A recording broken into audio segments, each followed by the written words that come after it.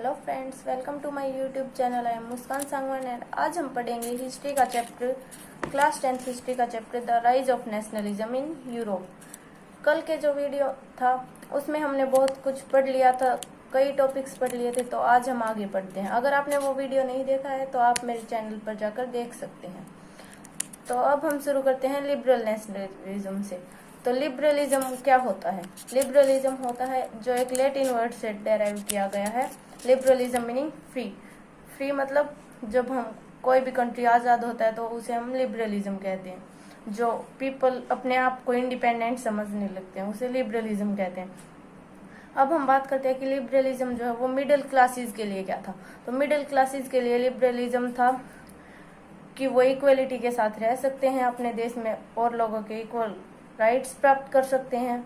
तो ये तो बात हुई मिडिल क्लासेस की। अब हम बात करते हैं कि पॉलिटिकली लोग क्या सोचते थे इसके बारे में। पॉलिटिकली सोचते थे कि अगर लिबरलिज्म आ जाता है तो जो कंट्री के जो पीपल थे उनके द्वारा चूज की हुई गवर्नमेंट भी आ जाएगी। तो ये तो बात हुई पॉलिटिकली। अब हम बात करते हैं इकोनॉमिकली इसके क्या फायदे हैं। तो इकोनॉमिकली इसके फायदे हैं कि जो फ्रीडम ऑफ मार्केट्स क्या होता है, जैसे कि हमें किसी एक स्टेट से दूसरे स्टेट तक कोई सामान भेजना है तो उस पर जो टैक्स लगता है वो टैक्स हटा दिया जाएगा। इसे हम कहते हैं इकोनॉमिकली जो लिबरलिज्म की विशेषताएं। ये तो बात हुई लिबरल नेशनलिज्म की। अब हम बात करते हैं जोलवरिन क्या था? ये एक कस्टम यूनियन था जो पर्शिया की इनिशिएटिव पर जर्मनी में बनाया गया था और जो most of the German states थे वो सभी इसमें पार्टिसिपेंट्स थे। अब जोलवरिन क्या है हम ये जानते हैं। कस्टम यूनियन मतलब जो कस्टम्स लगाए गए थे उन्हें हटाने के लिए एक यूनियन बनाना। अब ये यूनियन ने क्या किया था, इन्होंने जो तारीफ बैरियर्स लगते थे जो सामान के इंपोर्ट और एक्सपोर्ट पर, उसे हटा दिया था और जो करेंसीज थी कंट्री में उसे 30 से 2 तक ले आई थी। अब हम बात करते हैं कि पहले कंडीशन क्या थी। जो उस वक्त की कंडीशन थी मर्चेंट्स की वो थी कि 1883 में जब एक मर्चेंट को हैम्बर्ग से न्यूरेमबर्ग जाना होता था अपना सामान लेकर, तो उसे लगभग 11 कस्टम बैरियर्स पर रुकना पड़ता था और हर बैरियर पर उसे 5% की कस्टम ड्यूटी पे करनी पड़ती थी। अब आप ही सोचिए, अगर हर कस्टम बैरियर पर वो 5% पे करेगा तो 11 कस्टम बैरियर्स पर 55% तो उसे पे करना होगा, तो उसके पास तो हाफ भी नहीं बचेगा। इसीलिए जो मर्चेंट्स की कंडीशन थी वो बहुत ही खराब थी, इसलिए ये जोलवरिन कस्टम यूनियन बनाया गया था। अब हम बात करते हैं उस टाइम की जो जर्मनी की क्लॉथ मेजरमेंट यूनिट थी एलए, उसकी क्या क्या वैल्यूज थी अलग अलग जगह पर।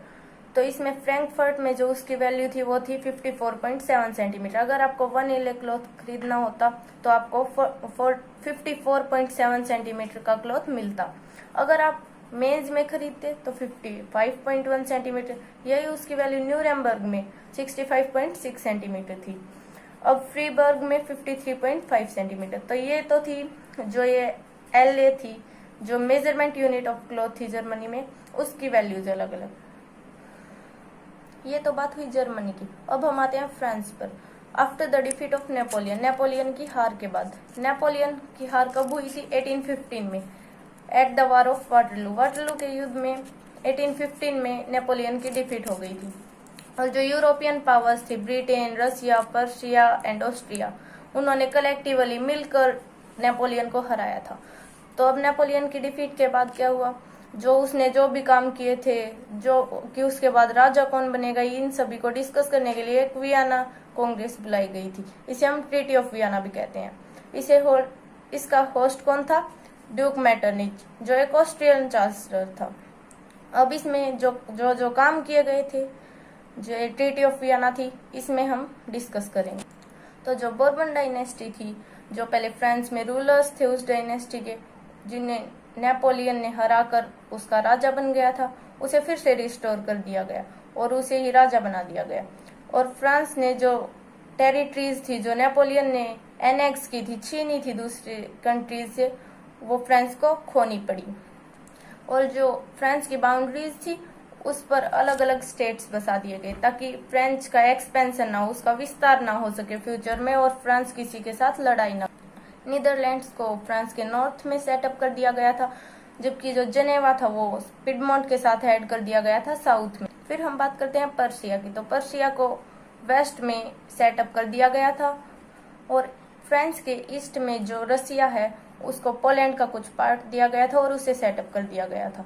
और जो 39 स्टेट्स फेडरेशन थी जो नेपोलियन के द्वारा बनाई गई थी उसे ऐसे ही अनटच छोड़ दिया गया था, उसमें कुछ बदलाव नहीं किया। अब हम पढ़ेंगे एक बहुत ही इम्पोर्टेंट रिवॉल्यूशनरी के बारे में, जिसका नाम है जोसेफ मैजिनी। जोसेफ मैजिनी एक बहुत ही फेमस रिवॉल्यूशनरीज में से है। इटली का एक रिवॉल्यूशनरी था जोसेफ मैजिनी। उसका जन्म हुआ था जेनेवा में 1807 में, और वो एक सीक्रेट सोसाइटी का मेंबर बन गया था।